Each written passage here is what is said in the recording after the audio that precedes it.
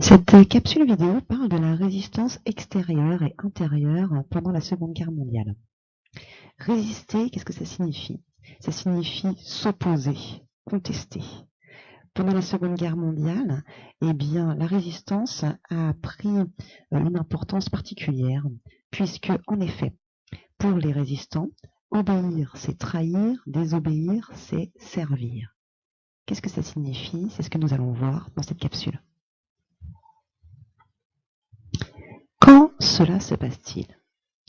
Donc, bien sûr, pendant la Seconde Guerre mondiale, qui commence en 1939 et se termine en 1945, mais plus précisément à partir de 1940.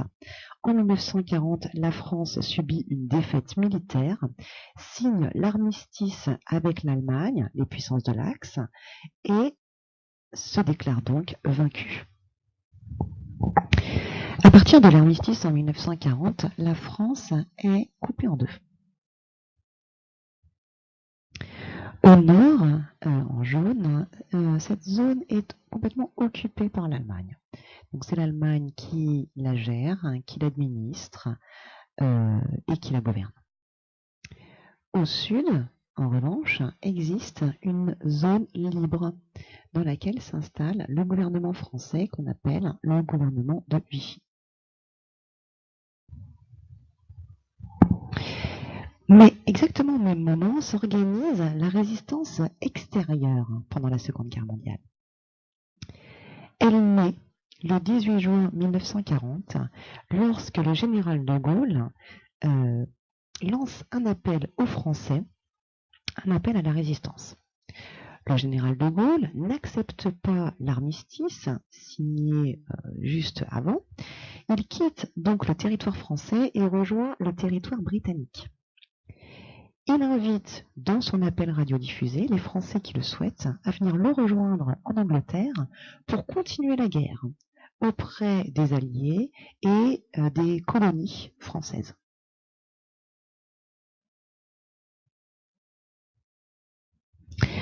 À Londres, donc, il organise ce qu'on appelle les forces françaises libres, c'est-à-dire une armée composée de volontaires français qui souhaitent, tout comme lui, poursuivre la guerre. Ici, sur ce document, en 1940, les soldats de cette armée sont au nombre de 7000. Mais tout au long de la guerre, ce chiffre ne cessera d'augmenter. 3 ans plus tard, ils seront 10 fois plus nombreux. Les forces françaises libres, c'est donc le nom que porte cette armée dirigée par le général de Gaulle et dont le symbole est le drapeau français et la croix de Lorraine au milieu. Il existe donc à ce moment-là 2 France. Comme nous l'avons vu précédemment, la zone verte représente la zone libre de la France.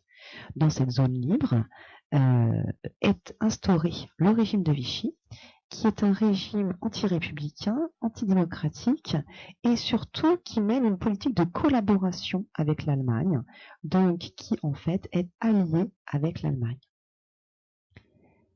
Par ailleurs, à l'extérieur du territoire français, eh bien, une autre France existe, celle qui est dirigée par De Gaulle, qu'on appelle la France libre et qui continue la guerre auprès des Alliés. Mais la résistance ne s'effectue pas qu'à l'extérieur du territoire. Il y a aussi une résistance intérieure pendant la Seconde Guerre mondiale. Pour l'étudier, je vous propose d'étudier une œuvre d'art. C'est le chant des partisans. Ce chant est vraiment symbolique de la résistance intérieure française. Il a été écrit par Maurice Druon et Joseph Kessel et la musique a été composée par Anna Marley. Je vous propose d'en écouter des extraits.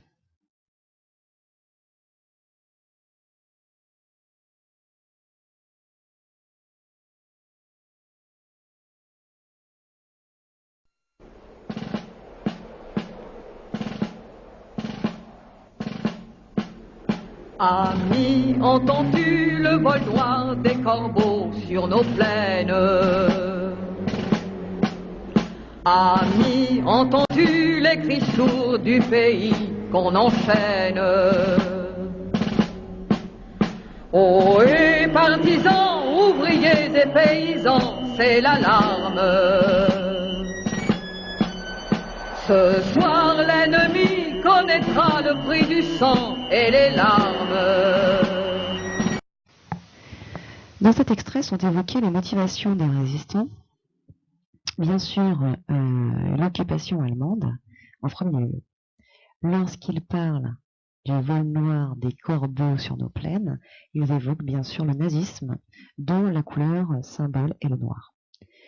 Lorsqu'ils parlent du pays qu'on enchaîne, évidemment il s'agit de la France qui a perdu sa liberté. Le but donc des résistants est de combattre l'occupant allemand pour redonner sa liberté à la France. D'ailleurs, ce chant des partisans est également appelé le chant de la libération.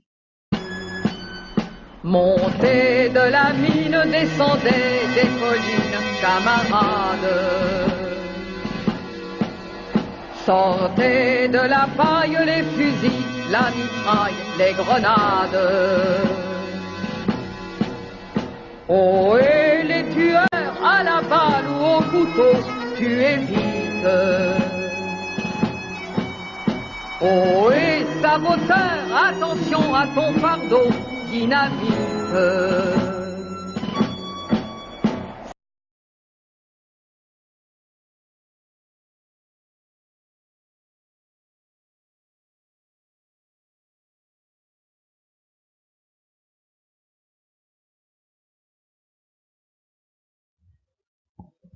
Dans cet extrait, on constate que les actions des résistants sont principalement militaires. Donc effectivement, on parle de différentes armes, comme les fusils, la mitraille, les grenades. On parle effectivement de tuer et de saboter. Donc effectivement, les résistants menaient plusieurs actions de sabotage, plusieurs actions militaires qui avaient simplement pour but de déstabiliser le régime de Vichy et de déstabiliser l'occupation allemande. D'ailleurs, l'aspect militaire de la musique en elle-même, avec beaucoup de tambours, montre bien que c'est cet aspect-là de la résistance qui est mis en avant dans cette chanson. C'est nous qui brisons les barreaux des prisons pour nos frères. La haine à nos trousses et la faim qui nous pousse la misère. Il y a des pays où les gens au creux du lit font des rêves. Ici, nous vois-tu, nous on marche et nous on tue, nous on crève.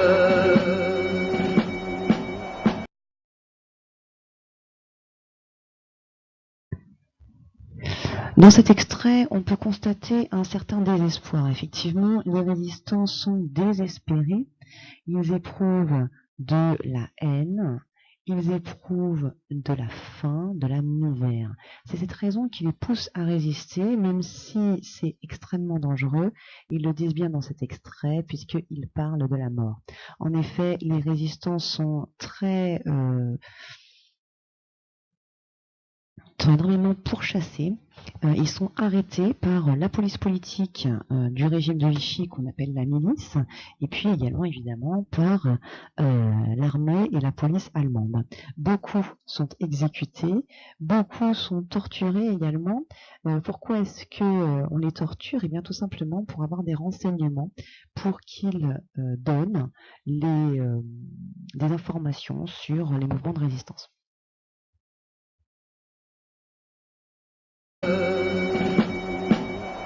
Ici, chacun sait ce qu'il veut, ce qu'il fait quand il passe. Ami, si tu tombes, un ami sort de l'ombre à ta place. Demain, du sang noir séchera au grand soleil sur les routes. Sifflez, compagnons, dans la nuit la liberté nous écoute.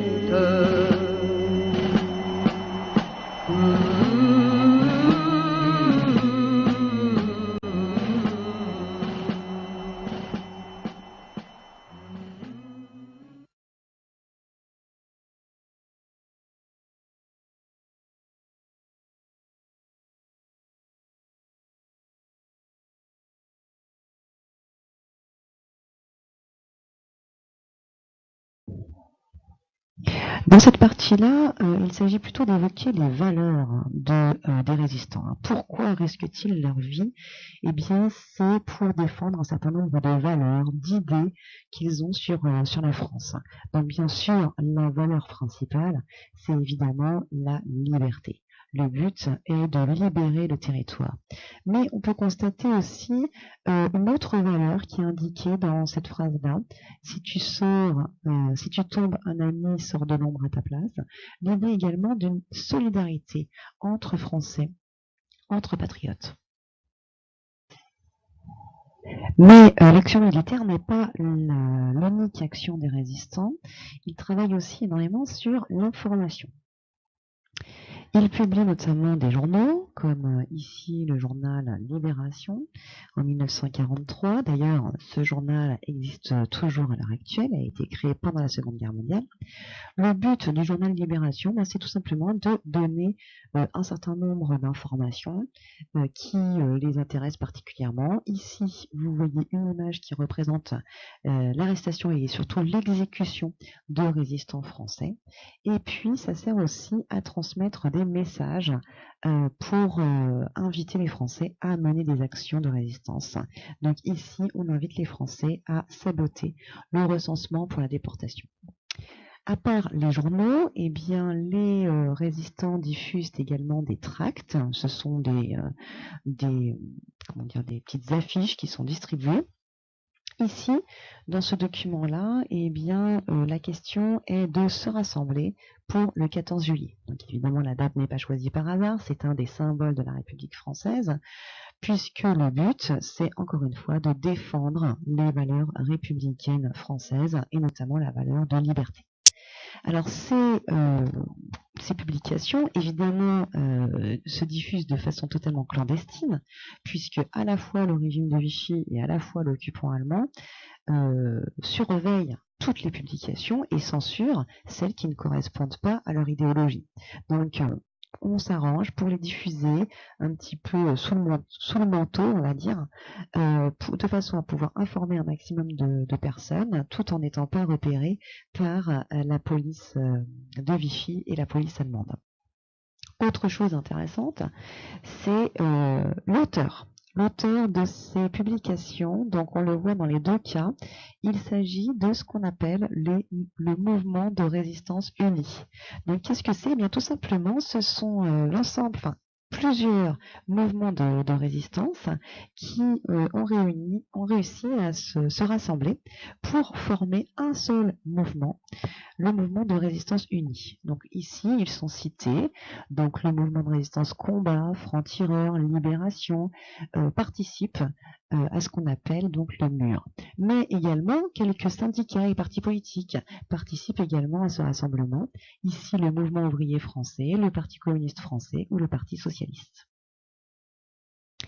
Et notamment, donc, entre la résistance intérieure et extérieure, des liens s'établissent, notamment à partir de 1943. En effet, le général de Gaulle, donc, qui dirige les forces françaises libres à Londres en 1940, décide d'envoyer un des résistants des forces françaises libres sur le territoire national de façon à établir des liens entre la résistance extérieure qui est basée à Londres et la résistance intérieure qui se trouve sur le reste du territoire. Jean Moulin, pour information, était un préfet au moment de la guerre, et très rapidement, il fait partie des premiers qui ont rejoint le général de Gaulle. Donc, il travaille avec le général de Gaulle jusqu'à ce qu'il soit envoyé en France. Une fois en France, malheureusement, il a été trahi et arrêté le 21 juin 1943 à Caluire. Il est torturé par la Gestapo et la police allemande, et il meurt de ses blessures dans le train qui le conduit en Allemagne. Malgré cet événement, eh bien, ça n'empêche pas les mouvements de résistance intérieure et extérieure de s'unir dans ce qu'on appelle le Conseil national de la résistance, créé en 1943. Et le Conseil national de la résistance, eh bien, cherche à réfléchir à la reconstruction de la République après la guerre.